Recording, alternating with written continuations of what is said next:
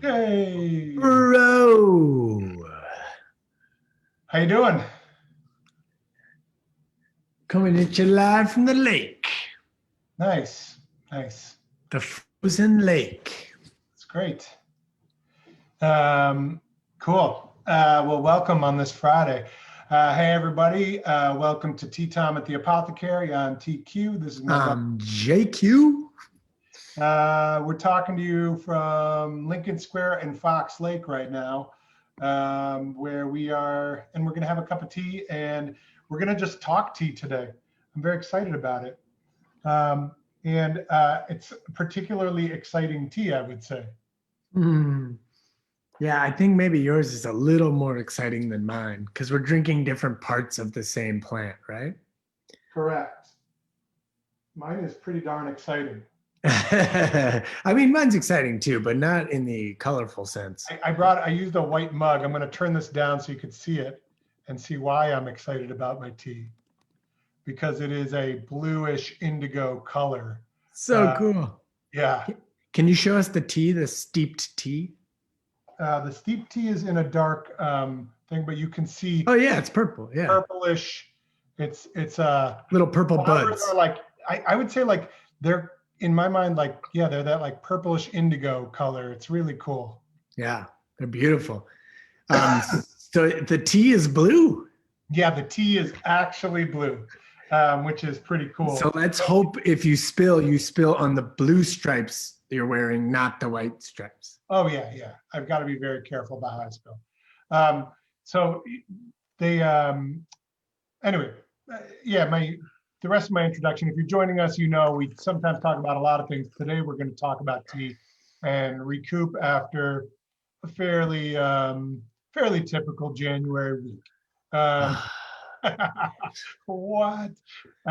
Anyway, so here's one fact on these. This is Mallow we're drinking, or Malva, or marshmallow, as people say. I'm drinking the flowers of blue. Cheese flower. I think it's also cheese flower. Well, I haven't tasted it. Is there a reason they call it cheese flower? No, I mean, I think it's like, I think it's because it's blue. And so like blue cheeses. I don't know though. Because it's like fromage, it's like cheese flour in French, and in English it translated to certain areas they call it cheese flour as well. Yeah, where they eat blue cheeses, it would make sense that they would call it that. But so I would say that it's fairly exciting. I don't generally like any drinks that are blue. That's sort of like I decided when I was like, you mean like at like 7-Eleven? You know, like. Well, when I was younger, when I studied abroad my junior year, so I was 20 years old. I was traveling during a spring break or something, and went to London, and like ended up hanging out with these really nice people, but they went to like one of their work parties and took me along, and it was like the rage at the time to drink like a fluorescent blue cocktail in this bar. And so you had all these people, like corporate people, and here I was like this college kid backpacking around, and everyone was drinking blue drinks. And I made a vow to myself that I will never drink a blue drink in my life, and that I don't want to be the type of person who drinks blue drinks. Now I've softened somewhat as I got older, and I've tried blue drinks, but I generally still kind of hold to the spirit of it, which is like, I'm never gonna I'll taste something, but I'm not going to go out and be a blue drink guy. You're not ordering Blue Lagoons. That's not your jam. Is like adding blue curacao to your cocktail, right? That's exactly what it was. And I think they might have even had like a glow stick in the drink to make the blue really obvious. That's the kind of blue drink that I'm not drinking. Yeah, but I mean, like, your life's not really complete till you walk down Bourbon Street once with a stupid blue cocktail. It's debatable, but okay. Either way. Metaphorically or literally. Yeah, true. But the point I was going to make is that I'm pretty darn excited to drink a blue drink. It's pretty cool. It's pretty cool. It's naturally blue. Yeah. This doesn't fall into that category for me. So anyway, what does it taste like? I mean, I'm drinking the leaves just to tell people it is not blue. Although I put it in a blue cup because I thought maybe you would help turn it blue, but it Yeah, didn't. yeah. Well, here, that's what I wanted to talk about. Lisa, our tea lady, our in-house tea lady, she told me that she says if you steep the blue Malva over um, a minute or two, the blue color goes away. Oh, really? Yeah. So I steeped it purposely for only 1 minute because I just thought it was exciting to drink blue tea. I'm not sure if that makes it less flavorful because it's not a very flavorful herb so far, having steeped it for a minute. The other cool thing she told me is that if you add lemon to it, it turns pink. Isn't that so? It's a color changing tea, perhaps, if you want. That's amazing. Yeah, that I feel like there's like a whole business in those two sort of facts right there. A whole Well, business also around. like, I mean, I get that like red and blue will make purple, but I don't know about blue and yellow make pink. I don't know that that's a color Well, thing. and lemon No, I juice mean, is I slightly. believe that it's true, but it's like got to be a chemical reaction, right? Oh yeah, of course. It's not just like the colors are physically blending to become that, because they don't become that color, the yellow and blue, right? Yeah, That no, would be green. yeah. I mean, it's definitely not a color thing because I mean, lemon juice isn't that colorful to begin with, right? It's like it's pretty transparent generally. Um, but yeah, I think that there's something to this. So here's the thing, mallow, the round seed pods are known as cheeses. That's why it's cheese flour. Well, of course. Why didn't I get that to begin with? No, I just found it. I didn't know that. It was No, I know cool, it's funny. Like, right? of course, seed pods are cheeses. Um, um, I'm looking at the German name. It's also, did you see what it is? It's Käsepappe. Yeah, Käsepappe, yeah, which is cheese buds, right? Cheese flowers. Not flowers. Yeah. Blumen is flowers, but it's like pods, cheese pods essentially, right? Yeah, it's like pods, I think is probably the best translation. Yeah, it's cool, man. This is so cool. They're saying it's technically poplar is what the things are telling me on the translation apps. So maybe but either way, I don't know. But yeah, it is cool. So I like trying new herbs all the time, and a lot of times we're sort of tasting things that are fairly strong flavored and like talking about a lot of particular actions that they're known to have, like benefits or whatever. And there are some here, and we're going to discuss them, but they're on the mild side, and the flavor is very mild. So I would say, like, here's my first thought.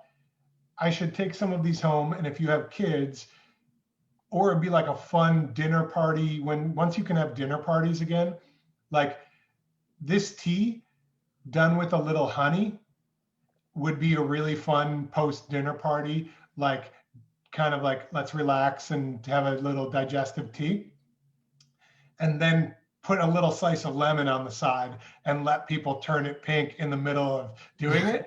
Like, little gastro trick.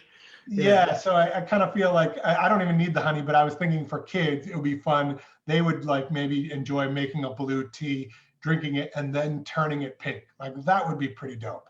That is cool. That is cool. I mean, the other thing about using it like that is that the tea has a lot of digestive uses. It's coating. People use it if they're, suffering from compromised lining and stuff like that. It's a mucilage. Is that the word? Mucilage. Mucilage. So it creates a film. And actually, when I made the leaves here, I can't show you guys, but there's a little layer of like almost looks oily on top. And most of the teas we drink, power of suggestion, maybe I'll acknowledge there may be some of this, but most of the teas we drink are hayish or greenish, and this one is very much not that at all. It has an earthiness. Mine, I don't know what the flowers, but there is a little bit of a cheesiness to it almost, at least with the leaves. And you're saying like it's very corny and you want to laugh at it, but like you feel weird about it? It's like a good dad joke, you know? No, it is. There is like something like fatty about it. To its, like there's a fatty quality. I saw oil on it and I'm getting a little bit of like a cheesy thing. And it's, I can feel the coating in my throat, and I can feel the coating already. I can't feel it like super deep, but I can feel it in my throat already. I was recording a song, and I know how heavy the usage of my voice was just now, and it feels like very, very coated now in a cool way. That's cool. Yeah, you know, like obviously when we're talking about these teas and herbs and anything on the show, we're kind of doing it from an informational standpoint. So we're definitely not saying like this is going to cure anything or whatever. It's like talking about historical usage. We'll often give, and today is no exception, we can give some links to resources about how it's used, etc. But I know in our notes we talked about it was often used for irritation of the mouth, throat, and dry cough, that kind of thing. So to have you talk about that coating effect is and noticing it, that's pretty cool. I really am enjoying it. It's giving me like a little bit of relief after just singing a bunch. The other thing is there's some other cool sort of things I want to touch on about the history of this plant. Yeah. And the fact that it was really big in Jewish culture. Did you know this? No, I didn't. You know, in Jewish culture, I'm reading from a couple different places. I was pulling mallow has been considered the most important plant in local gather society. Every spring, mallow is gathered in the countryside. Its common name is in both Hebrew and Arabic translates to bread. And this is even, check this out, this is even cooler. They, during the War of 1948, when Jerusalem was under siege, mallow was an important famine crop, one that is still celebrated on Independence Day every year with a traditional dish made from mallow leaves. Cool. They use it in Chinese cooking, from making soups and broths. One thing that's interesting about it that I don't know how to, you know, I don't know exactly how this relates. You're the one who got me to start taking this supplement, so you might be able to speak to it better. But it's rich in inulin. Oh, inulin is like a fiber, basically. It's a prebiotic fiber, right? Yeah, it feeds your own probiotics. So it makes sense that it would be used for digestive purposes. And it makes sense that it would have some of that, that it would be somewhat of a mucilage, right? Yeah, or mucilage. I don't really know how to pronounce that, but yeah, that makes sense. Yeah, I agree. That's really cool. And I have some interesting facts too. I was thinking, I just thought this part was interesting. They're saying in Eastern Anatolia, Malva is traditionally used as a pot herb and cure for stomachache, diarrhea, and asthma. Ingesting the plant is thought to help with hemorrhoids in Pakistan. Oh, hey. Well, hey, T, I can hear you, but your face is frozen. Can you turn off and on your video and see if that helps? Sure. It looked like yours to me as well. No, I just checked the feed. It's just you. Okay. Well, let's see. But that's interesting. In Pakistan, you still have I'm having a problem getting this thing to respond. Okay. Do you want me to, let me try this real quick. Stop your video. Yeah, you're not responding well. I'll be back. Okay.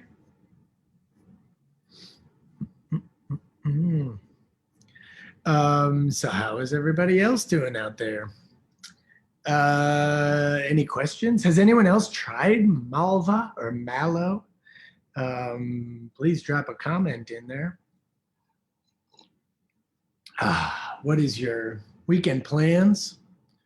It's movie and pizza night. My house. We're making our special grain-free pizzas using cassava and arrowroot. Yeah, I agree, John. His pause face looks good.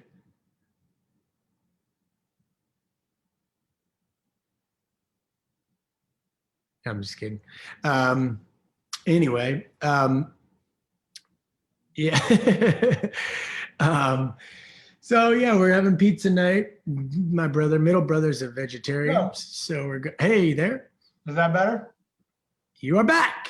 Hey. I'm back. There you go. So while we were doing that, I just to test it out so that we could talk about taste. Sorry to interrupt. I was just going to say I let it steep for longer. I put it back in, and now it's kind of like there's a touch of bluish purple to it, but it's basically dark brown. It's kind of a dark brown purple brew after it's steeped for more than a minute. So, but my main reason for doing that was to see if the flavor got stronger once I did it. Does that make sense? Yeah. There's definitely more flavor when leaving it steeping for longer, and it's kind of a, how would I describe that? It's not creamy, but there's a mouthfeel or like a flavor that almost borders on that. Like it's not grassy, it's more like, I don't know. It's almost a little like mushroomy, is how I would describe it. You know, that's what I mean by cheesy. Yeah. It's not like actually tastes like cheese. It's just a different kind of earthy that's not grassy and not hay, you know? Yeah, 100%. It's actually delicious. I really like it. It's almost like a mushroom broth is a little bit what it tastes like, you know? Yeah. I really enjoy that. And there's a sweetness that's coming out of it as I let it steep for longer that was too mild to notice. Cool. Only a minute. So there's kind of just like this natural, pleasant, sweet aftertaste that I get when I stop drinking it. But like now I want to drink more. This is really good. Yeah. Mom is saying if Malva helps with hemorrhoids, it coats the whole digestive tract. Well, you know, also tea, you know, if it's inulin rich, you know what happens when you consume a lot of inulin. What do your movements look like? Smooth. They are thin and long and easy to get out, right? I mean, no, I'm saying serious, right? Yeah. You're regular and it's easy. Yeah, but it's particularly not wide. That's the thing, is like they come out skinny, and Gundry even talks about that. He's like, you'll notice right away when you start taking inulin, you're gonna have a lot of little poops, right? Like, and it's easy, right? I don't remember that, but I'm glad you do. No, but imagine if you're having hemorrhoid issues and you don't want to irritate it further, right? You know, 100%, 100%. So I heard. I wouldn't know or anything, but yeah. Hey everybody, if you just joined us, we're talking about hemorrhoids. Hooray! No, we're talking. This is Tea Time at the Apothecary, TQ and JQ. We're drinking Malva leaves, Jay's drinking leaves. I'm drinking flowers. The tea, and when you steep the flowers, you get a blue tea, which is pretty cool. So something to experience. And we're talking about how it generally is very nice for the digestive tract, hemorrhoids, also throat, throat and bronchial passages. It seems to soothe that. That's the traditional usage. I wanted to bring up something else, Jay. This is only tangentially related, but I think it's worth diving into because it sounds awesome. And that is, there is a traditional, I'll send over the link to Greta so she can post it. There is a traditional South African dessert that sounds like it would be my favorite dessert of all time. Called Malva pudding. That is like a South African tres leches cake. It's like it's like they'd say it would be like a cousin of tres leches, and it sounds unbelievable. It's like apricot brandy pudding. It's not a pudding. It's like a grainy cake soaked in this like creamy apricot deliciousness. It's like a Dutch hybrid dessert. That's crazy. Yeah, well, they're saying that I thought that was interesting. They were saying that they don't know. So what is the name? It means marshmallow pudding, Malva pudding.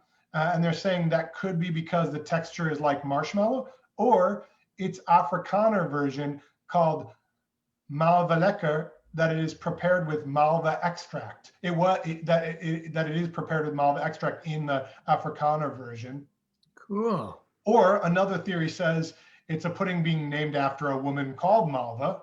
like I don't know, but I was like, what's some interesting stuff about Malva? And I found this, and I don't eat grains very often, and I don't eat sugar, but I'm definitely making an exception for this if someone would make it for me.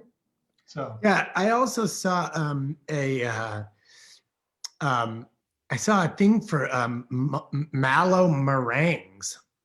Ooh. Where you boil up the peeled like seed pod, and then you like reduce it, and then add 1 egg white and a little like cream of tartar and some vanilla, and then whip it up, and then they become stiff like meringues. Well, I just feel like, wouldn't you also just like steep a little? It'd be really cool to steep some flowers in it and make a naturally blue meringue. Blue meringue, that would be so cool. Yeah. Blue Meringue, that was a great album. Remember that? Yeah, I think that is the name of the band, actually. Yeah. So Steep it. Yeah. Steep it, whip it, eat it. That's the album name. Or steep it for 1 minute.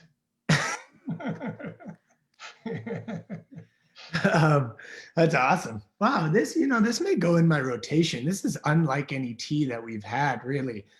And this brothy aspect to it really feels particularly nourishing, and it's giving me like the afternoon, like almost like where I would want a snack. I sometimes, when I have like leftover broth in my fridge after like making broth, like, and I freeze a bunch or I use some for a soup, and then I have like a little bit left, I leave it in the fridge and then use it as like a little snack in the afternoon. Yeah. And this almost is like hitting that same satisfying note, Wow, that's cool. I'm actually, what I'm trying to find is there was something I saw about Malva and in Italy. Yeah, same thing. They use the tea for inflammation. Italian culture, and as a gargle, presumably to help with a sore throat. Cool. Yeah, that makes sense. I can feel it right now. I was like, I had talked a lot. I was on several calls today and then recorded a song. And now I'm feeling like it feels like completely smoothed over. It's great. Yeah, that's cool. I'm going to bring this home. Definitely. I'm excited about it. I was glad that G already had it here. It was great. So it's awesome. Of course he does. Hey, Mary Josephine.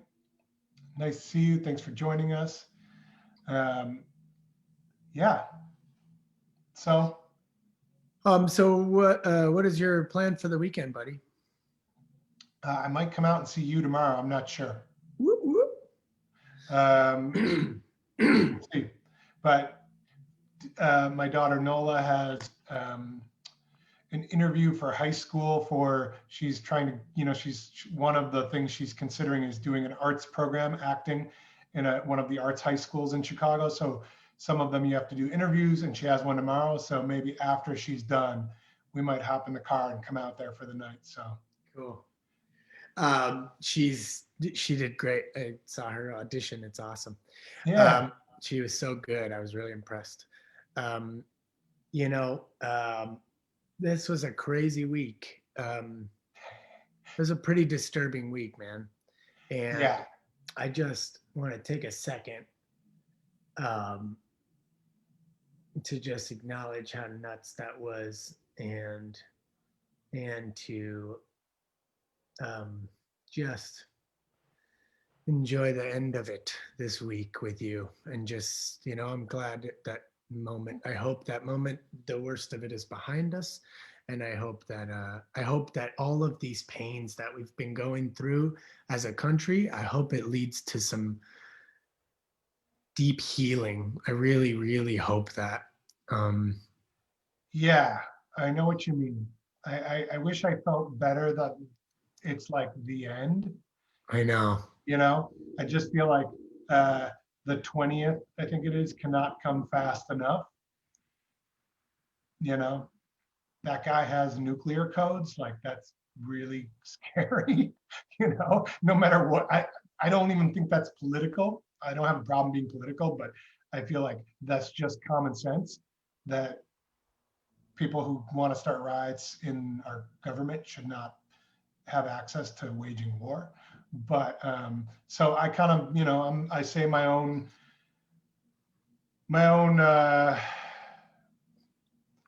version of prayers or whatever you want to call it, that we just like can like gracefully exit this time, and that was sort of the worst of it. Yeah, not much to say. Well, yeah. Well, the weekend can't come fast enough for me. I